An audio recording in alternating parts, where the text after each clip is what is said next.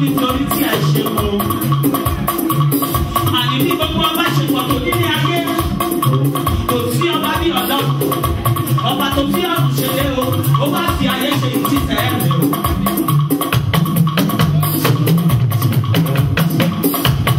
Ẹ wo gbogbo alágbára ayé tó ń gbéraga lórí wa, ọlọ́run á wá pa wọ́n mọ́. Àní nígbà tí ọba lè fi kájú dé láàyè, ọlọ́run fọwọ́ agbára mu, ó sọ̀rọ̀, ó ní ọlọ́run lọ. Ìlà ìyàwó ìlọ.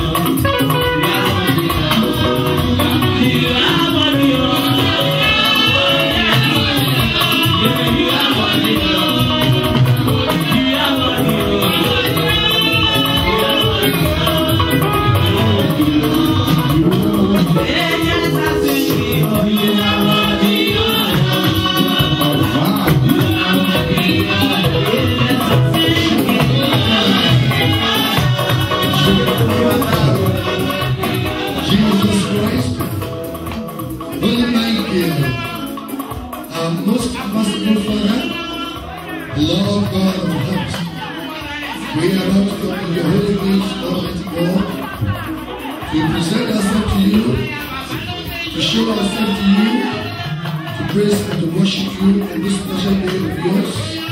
In the name of the Lord Jesus Christ, Father, we send it to our lives. Father, we thank you for this wonderful day of yours.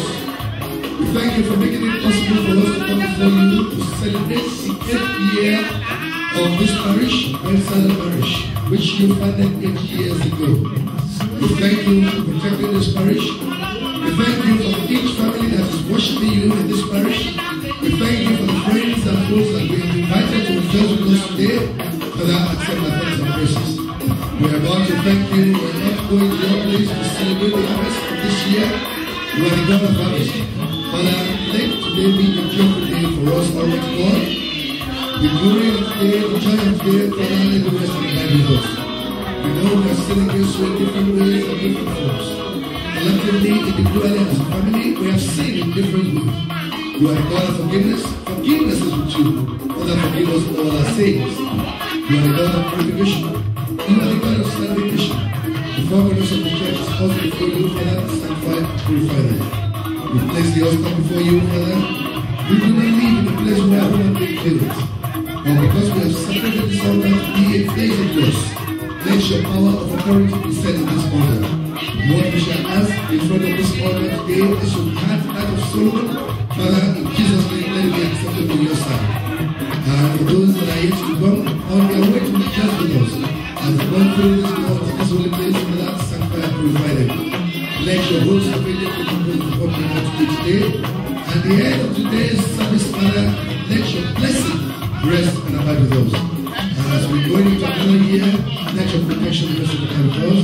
In Christ Jesus' name I pray. Amen. Amen. Amen. In the Lord Jesus Christ. The Lord's prayer. My Father, who art in heaven, hallowed be thy name. Thy kingdom come, thy will be done on earth as it is in heaven. Give us this day our daily bread, and forgive us our trespasses, as we forgive those who trespass against us. And lead us not into temptation, but deliver us from all evil.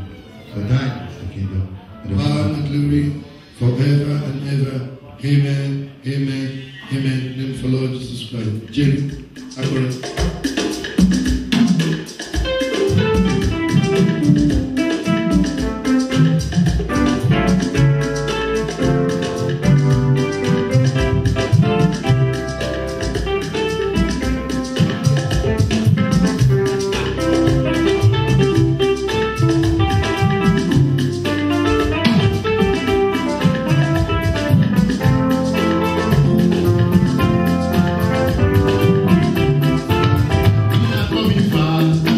We are coming,